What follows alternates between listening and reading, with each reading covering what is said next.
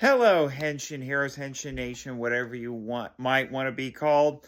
So I'm making this, and it's going to go out to a couple of the platforms that I have my podcast stuff on. It's not something that I would normally want to comment about, but I've been seeing a lot of stuff about it. Just watched/listened to an entire 30-minute video that went over it, getting some of the details. And that is this whole thing going on with Super Sentai right now. And I will probably talk more about it in a Henshin Power V3 live stream because I've got some conspiratorial stuff I'd love to get into about this. But this whole thing where people are calling it Mayagate because of this actress who's being fired from the show, and it is completely just disrupting and potentially destroying the current Super Sentai series, which is the 50th anniversary one.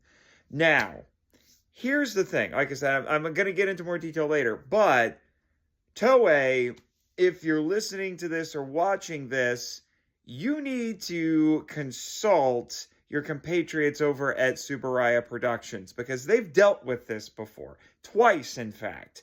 Once, they had to deal with a lead actor who got into some legal trouble, and another time, they had to deal with an absolutely awful talent agency.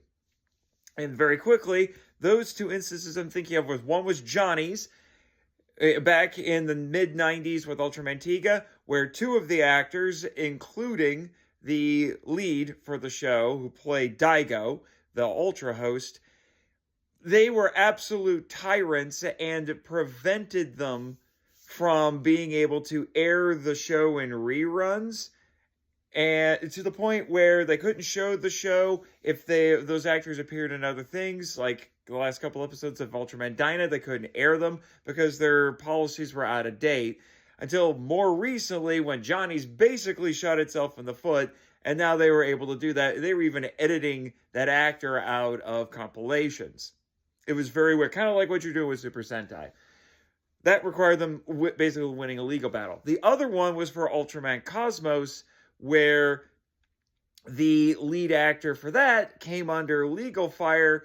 He had to go to court to deal with some charges, and while that was going on, they took the show off the air and aired a different show in its time slot until that all got resolved and the charges were pressed. So I suggest you talk to them to figure out what to do, because these awkward edits and trying to stick it to this talent agency and all of that, I just don't think it's the way you want to go. But more in a future live stream.